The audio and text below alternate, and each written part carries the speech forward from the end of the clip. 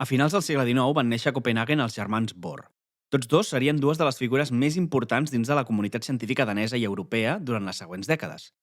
El germà gran, Niels, va aconseguir el Premi Nobel de Física l'any 1922 per la seva feina en estructura atòmica i teoria quàntica. El germà petit, Harald, va tenir una gran trajectòria com a matemàtic i va aconseguir una medalla olímpica jugant a futbol amb la selecció danesa.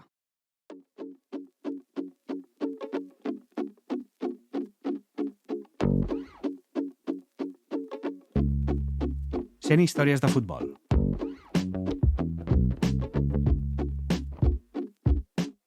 Episodi 7. Els germans Bohr.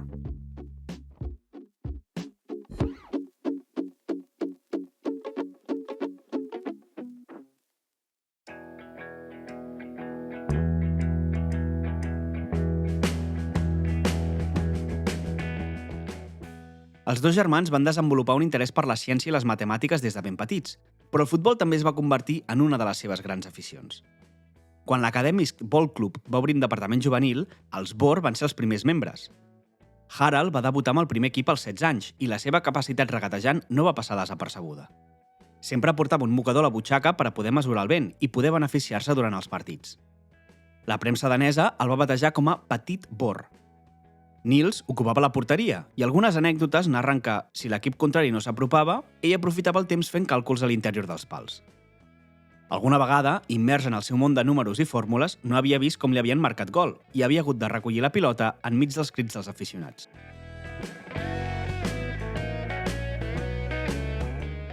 Com a curiositat, Dinamarca va ser el primer país fora del Regne Unit en crear un equip de futbol.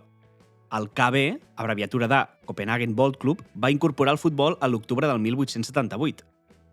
Fins a aquell moment, Dinamarca havia estat molt influenciada pels germànics, però a mitjan segle XIX, el Regne Unit va començar a inclinar la balança cap a ells. A part dels britànics que havien anat allà a treballar, moltes companyies daneses enviaven els seus treballadors a Anglaterra per aprendre, sobretot, la tecnologia ferroviària que estava desenvolupant-se a terres escandinaves.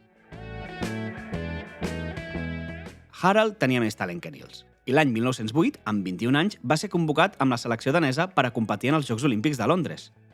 Seria la primera vegada que seleccions competirien per les medalles, ja que en edicions anteriors ho havien fet equips de cada país. També serien els primers partits de la selecció nacional danesa en competició oficial. Als Jocs Olímpics intercalats del 1906, Dinamarca va ser representada per un equip anomenat Copenhagen 11, que va guanyar l'or per davant de dos equips grecs i un de l'Imperi Otomà. I a finals del segle XIX havien jugat un parell d'amistosos, guanyant-los tots. Formalment, no era l'equip nacional tal com ho entenem avui dia, així que el 1908 es considera el debut oficial dels danesos.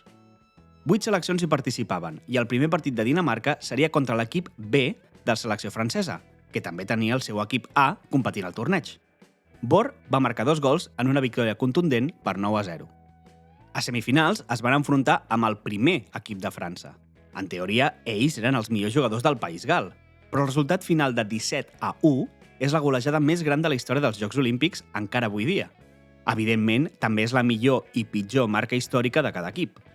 Sofus Nielsen i els seus 10 gols també van establir un rècord. L'entrenador de les seleccions franceses, sí, en plural, era Robert Guérin, primer president de la FIFA i a qui ja coneixem. Guérin, que realment s'anomenava Clement Auguste Maurice Robert, va ser una figura molt important dels inicis del futbol europeu i francès, però el seu breu recorregut com a entrenador va ser bastant dramàtic, incloent-hi també derrotes per 12-0 i 15-0 contra jugadors anglesos amateurs. Amb medalla assegurada, els danesos s'haurien d'enfrontar als anfitrions per decidir si al coll es penjaven or o plata.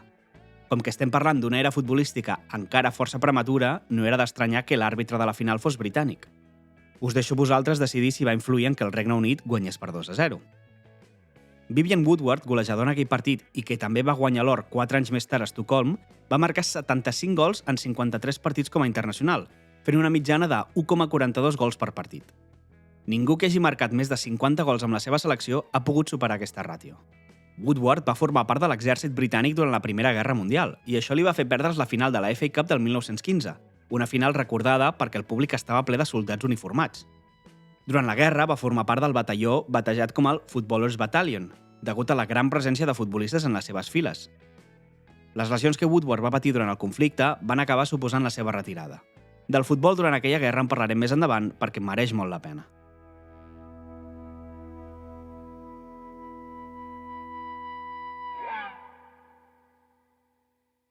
Bohr tornava a casa amb una medalla de plata.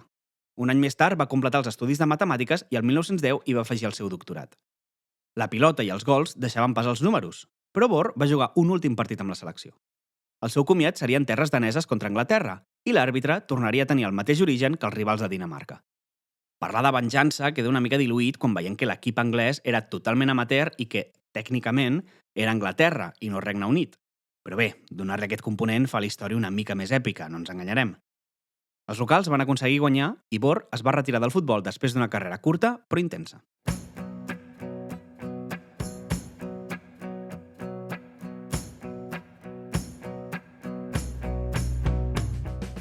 Harald Bohr passava a ser matemàtic, però a la vida hi ha coses que sempre estan amb tu.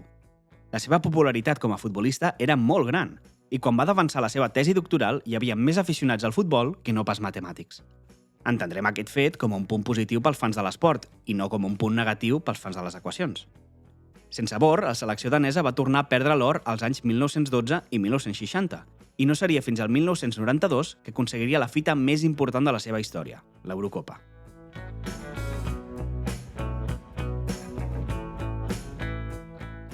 Dins de la comunitat científica, Bohr va rebre admiració i respecte per la seva feina en les funcions gairebé periòdiques i en la distribució dels zeros en una funció zeta de Riemann. Com que això va de futbol, em prendré la llicència de no explicar-ho. Va ser nomenat doctor honoris causa a nombroses universitats d'arreu del món i les funcions gairebé periòdiques que va estudiar porten el seu nom. Un llegat envejable. Però la vida de Harald Bohr no s'acaba aquí. Durant l'ocupació nazi de Dinamarca va marxar a Suècia durant 2 anys. Davant de l'antisemitisme, Bohr va donar una passa endavant i va ser obertament crític, publicant articles i condemnant els actes barbàrics que veia. El text més conegut és segurament el que li va dedicar al matemàtic alemany Ludwig Feuerbach, membre del partit nazi i que havia fundat un moviment que buscava eliminar la influència jueva de les matemàtiques. El seu germà Niels també va tenir un paper important durant aquesta època. Va ajudar refugiats i també va marxar a Suècia quan va ser informat que els alemanys volien detenir-lo. Va formar part del projecte Manhattan, va ser peça fonamental en la creació de l'accelerador de partícules CERN i va demanar cooperació internacional en energia nuclear. Harald Bohr va morir el 1951, seguit pel seu germà gran 11 anys més tard. Tots dos van viure una vida envoltada de ciència on el futbol sempre va tenir un petit racó.